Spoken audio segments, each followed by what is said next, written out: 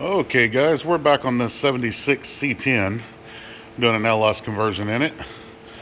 The factory harness was completely toast, so we got an easy wire wiring harness. We are not, I'm going to mention several different companies we use for parts and supplies and stuff, but we're not sponsored by anybody. But we have the easy wire wiring harness here coming out. Made our own little plate and stuff for it to come out with a grommet and everything. And like these are our wires going to our starter and solenoid, and then these were like alternator and power and stuff, which we don't need because it's already integrated in our LS harness, standalone harness we have. And we got our coil wire here as well, so we'll tap in when we need to. We'll have some other wires for adding accessories if we want. Our LS harness, our swap harness here, is a Lone Star dyno harness. This customer, he ordered a bunch of stuff, or had me order stuff about 4 years ago. Then he had some things going on, so it's all been sitting in a box till just this past month. But the harness here is really good. We are driving with a drive-by-wire setup. So this is for our TAC module, which our TAC module will end up mounting on the firewall, probably somewhere right in here.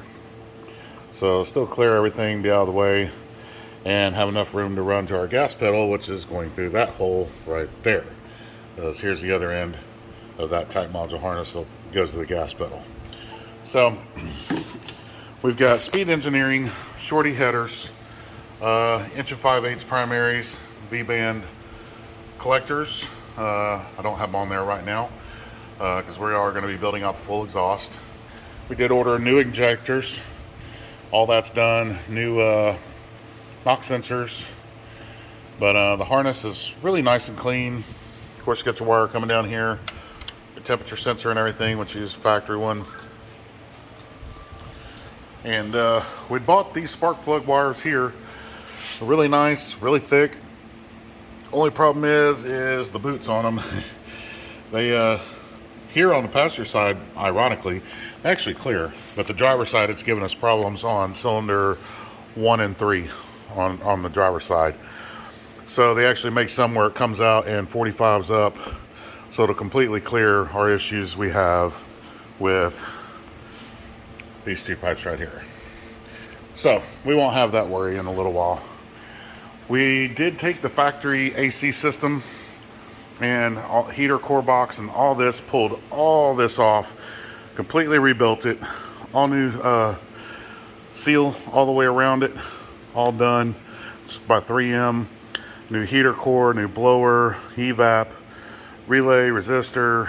We've got new dryer for it, new orifice tube and the liquid line and everything, condenser and all. We are using the factory AC compressor. I made another little short video of this where we use the lines to go here from cold hose, and all I had to do was slightly just shave some of this edge corner of this frame just to give it some nice clearance, keep anything from chafing or whatever, or having any future problems. But the Speed Engineering headers clear great, plenty of room, and we are running the Tejas Steelworks motor mount adapter plates and transmission cross member, which is double humped. And as hopefully you can see here, sorry about that, there's plenty of room between the oil pan, K member. This is the absolute best way to do it. It's how we do it in our shop with every one of our LS conversions on a square body. Absolutely love their products, and Scotty's a great guy, done all the homework for everybody to help everyone out. But we're going to have this truck completed here very soon. Just trying to get everything lined out and play with all the spaghetti of wiring. We still have inside to do as well. And we'll be tapping in to the easy wire wiring harness to power up our factory AC unit and make all that work flawlessly. And he didn't want to spend the money on vintage air. We do vintage air as well. We are a dealer for him. But he's on a budget, and this is what we could do, and it works great. So we restored all that, but Anyways, we'll have a cold air intake that'll be going on it and everything. It's coming in soon. You know, there's a lot of things I tell people on these. Do not skimp when it comes to your motor and transmission placement, trying to get the right correct parts for it. Like I said, Scotty at Tejas Steelworks, he's out in Pflugerville, out by Austin, here in Texas.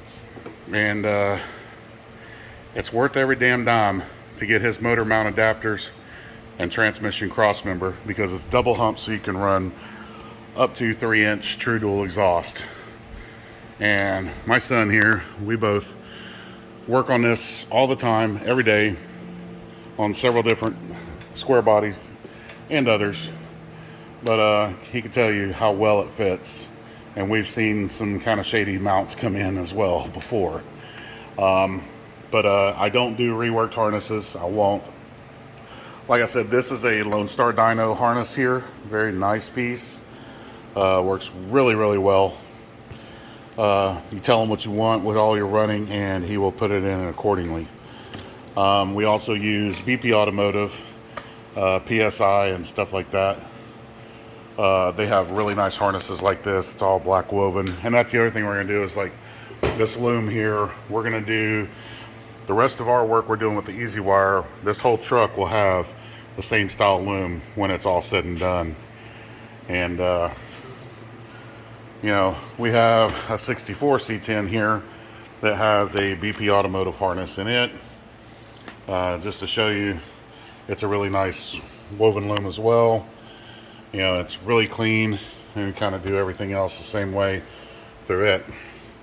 But little relay box we got out as well. But this works really good. You don't want to skimp on your harnesses, nor your adapters for mounting everything. Headers, you know, so far, other than the little issue of having to get the angled spark plugs wires for these, that's not a big deal. That's simple as hopping online and, you know, ordering them real fast, and they're not terribly expensive or anything. You know, 50, 60 bucks, you got a great set of spark plug wires that'll work and clear the headers. But like I said, again, those are Speed Engineering's and a 76 C-10. They clear them nicely, no problems, not going to run into anything.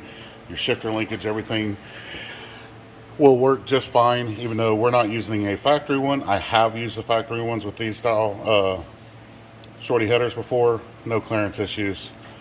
Got tons of room between the firewall and engine. So make sure you get all your grounds right. But just want to show you what we're doing, our little project we got going on right now to get done and get out the door. And we'll have more to come. We got to wire up the inside and get a bunch of stuff done. So anyways, take care, keep wrenching, and hope you like what we're doing. If you don't, I'm sorry. Maybe you got a different way of doing it. But we try and do everything as clean as we possibly can, as nice, and where everything works and functions together. It just makes the whole job flow a lot better. Also as well, I use like the 87 tanks and sending units for these trucks, the stock kind. Like this one, the tank is originally on the passenger side. It's a single tank truck. So we have a 16 gallon, since it's a short bed step side.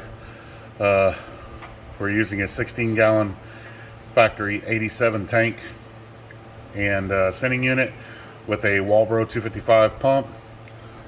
I don't have the part number on me at the moment. And then I run 6AN fittings, which I have one that slides on here, and then it has a sleeved or slitted nut, so you slide it over this and run it right back into the back of it, thread it in, 2 wrenches, boom, it's tight. Never have to worry about it coming apart. And I also use this black nice woven fuel line. It's not terribly expensive. You can use Evil Energy. Matter of fact, here on Amazon, look them up. Great ratings. They hold a ton of pressure. Everything. You can use them with any kind of fluids, whether it's tranny fluid, you know, gasoline, E85, you know, several different things. It'll tell you what it will and will not extend. But you can use that. You can use their fittings. You can use Russells or Earls. Any of them really will work. Just Pay attention, make sure everything says that it will work with what you're doing, and those products will save you some money and get you moving along with your project. And we also use the Corvette fuel pressure regulator. So my feed and return will come off the tank to the back of that, and then it comes out to a single feed to this. And matter of fact, my son just brought it. Here's the Corvette fuel pressure regulator we use. You can order it with or without. We order it with the fittings already on it, the 6AN males. That way we make our lines, thread it right on. It's a very simple process. You just mount this, bolt it into the inside of your frame rail. But anyways, hope this helps y'all out. If you have any questions, you can always hit us up on Forgotten Rides Garage at yahoo.com or on our Instagram or Facebook. We have not been on Facebook for a while. We are going back on it. It's just been a crazy past 2 years. So, but we're still working on stuff. Also, yeah, another thing my son's bringing me is like, these are like your ICT billet adapters. Again, not sponsored by, but that's so like you can use your stock transmission dipstick line on here. This will take the little tab that comes off that line that bolts usually to the motor or whatever. It will bolt to this, and then this will bolt in to the back of the, I think, the block.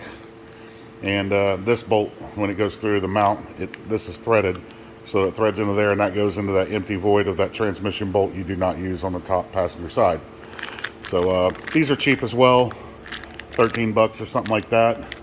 Just like we use the links down in the description. Yeah, we'll get some links down in the description for you guys. Also ICT, we also use them as well for radiator adapter fittings, transmission cooling line of fittings, where they're 6AN as well, so we can run all our lines that way. It just makes everything really nice and clean. What's that? And the nice little lock-off plates. Lately, yeah, and I haven't seen them. ICT makes those as well. They're hard to find sometimes. Used to, you can find them on Amazon. These actually found through Walmart.com and just ordered 4 of them because they were kind of hard to find. And I needed 2 of them at the time, so we got a couple extra. But they're like 12 bucks for your EGR block off. It comes with that little screw in there and everything as well. But you know, I've learned a lot from listening to others and also from mistakes and stuff. So we got a really good system down now on putting these together, where it's a little more pocket friendly, user friendly, and more enjoyable to do your swap. So or not pulling your hair out. But like I said, we're always willing to help. You know, we got started as well, just by, especially me, way before I started Forgotten Rides Garage. You know, working on my own stuff and everything else, and process of elimination and learning stuff. So enjoy, take care. Hope y'all get your projects up and going. And if you need any help, give us a buzz. Take care.